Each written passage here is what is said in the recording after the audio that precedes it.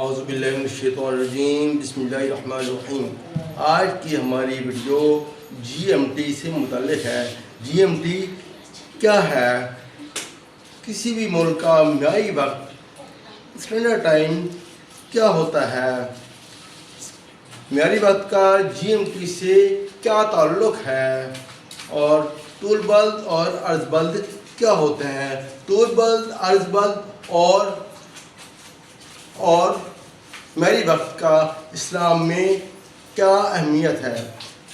کسی بھی نماز کا وقت معلوم کرنا ہو، کسی بھی نماز کا وقت اگر کیلکولیٹ کرنا چاہیں تو اس کے لیے ہمیں 3 چیزیں بہت ضروری ہیں۔ ان میں سے ایک چیز ہے طول بلد، دوسری چیز عرض بلد اور تیسری چیز معیاری وقت۔ طول بلد، عرض بلد اور معیاری وقت کے بغیر کسی بھی نماز کا وقت کیلکولیٹ نہیں کیا جا سکتا۔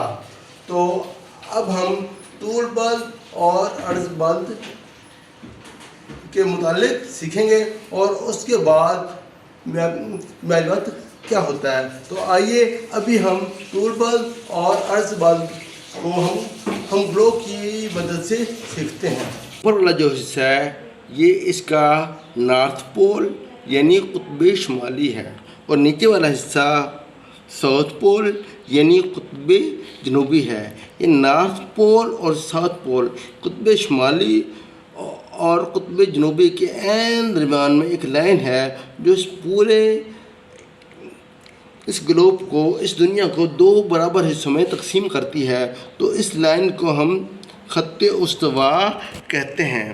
خط استوا سے جتنا ہم شمال والی سائڈ پہ ہم جائیں گے تو اسی قدر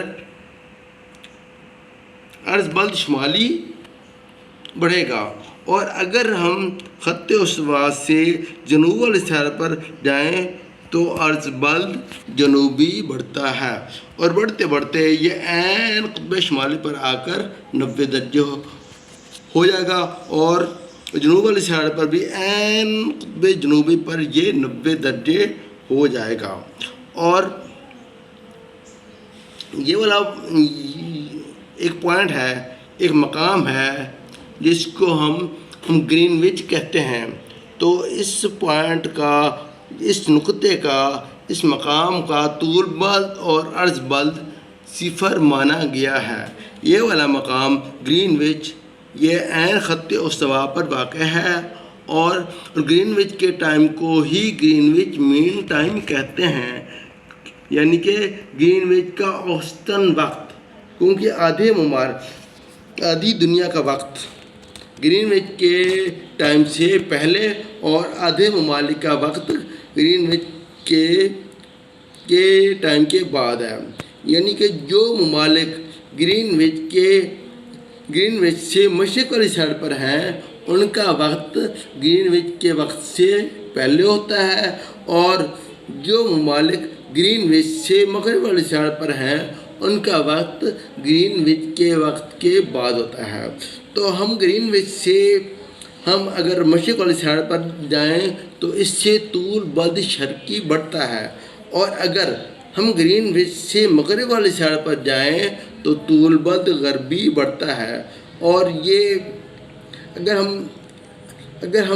اگر ہم گرین وچ سے مشرق والی سائڈ پر جائیں اور مکمل دائرہ گھوم کر واپس آ جائیں اسی مقام پر تو یہ ایک مکمل دائرہ بن جائے گا جو کہ 360 درجے کے برابر ہوگا۔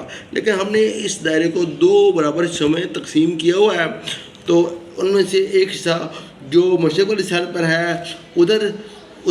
ادھر ہم گرین وچ سے جیسے جیسے دور جائیں گے تو طول بلد شرقی بڑھے گا۔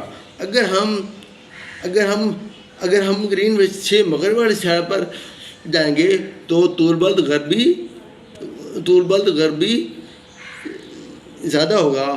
تو یہ زیادہ ہوتا یہاں پر اس کے بالکل مخالف سائڈ پر ایک مقام ہے جہاں پر ایک لال رنگ کی، ایک ریڈ کلر کی لائن بھی اس گلوب پر نظر آ رہی ہوگی۔ تو यहाँ का तूल बल्द 180 दर्जे हो जाता है। तो यहाँ पर ये जो लाइन नज़र आ रही है इसको इंटरनेशनल डेट लाइन भी कहते हैं, क्योंकि सूरज जब यहाँ पर आता है तो उस वक्त ग्रीनविच में रात के तकरीबन 12 बजे का वक्त होता है और उस वक्त वहाँ की डेट चेंज होती है। तो इसलिए इस लाइन को इंटरनेशनल डेट लाइन भी कहते हैं।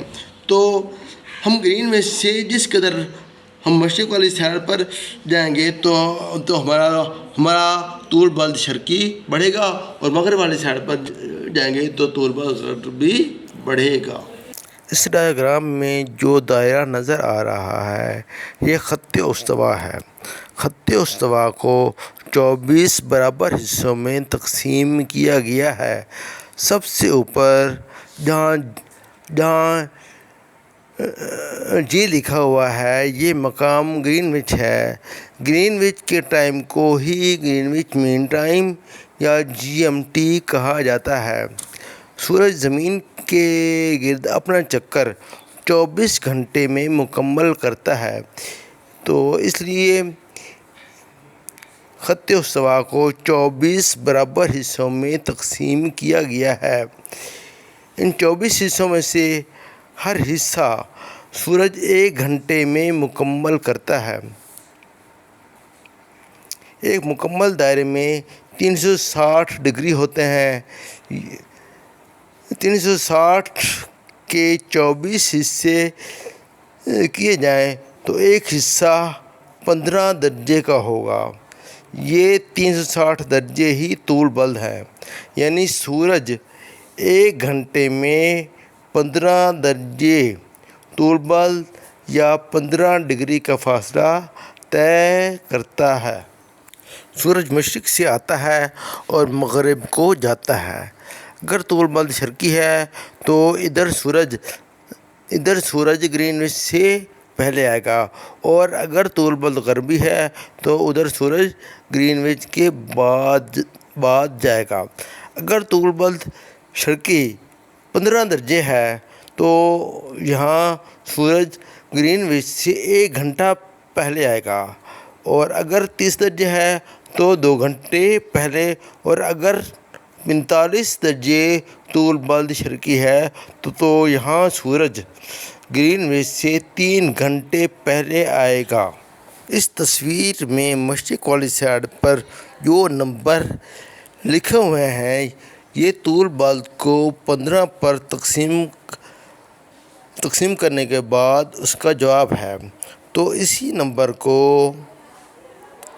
GMT में जमा करने से उस इलाके का म्यारी वक्त बन जाता है, यानी कि तूल बल्द जो 15 पर तकसीम हो सकता हो उसे 15 पर तकसीम करके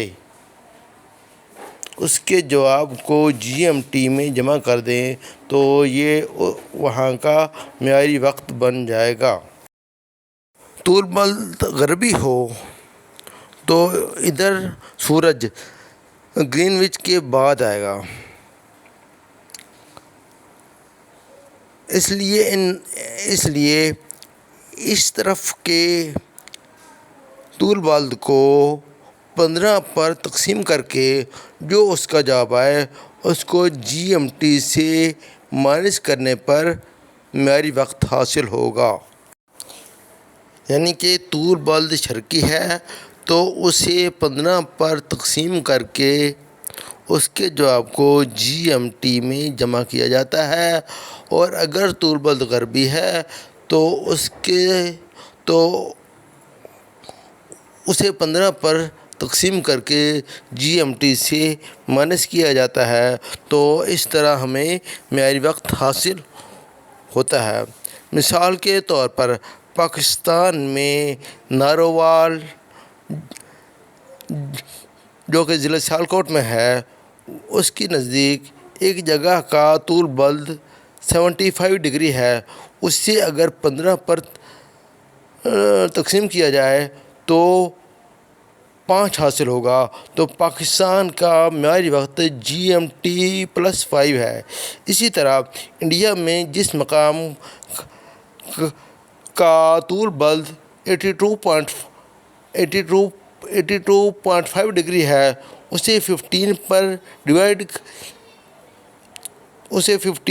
ڈیوائڈ کرنے سے 5.5 یعنی 5 گھنٹے اور 30 منٹ حاصل ہوتے ہیں۔ تو GMT میں 5 گھنٹے 30 منٹ جمع کرنے سے انڈیا کا معیاری وقت حاصل ہوگا۔ عرب شریف میں ایک مقام ہے جس کا طول بلد 45 ڈگری ہے جسے 15 پر تقسیم کرنے سے 3 حاصل ہوگا تو عرب شریف کا معیاری وقت GMT+3 ہے۔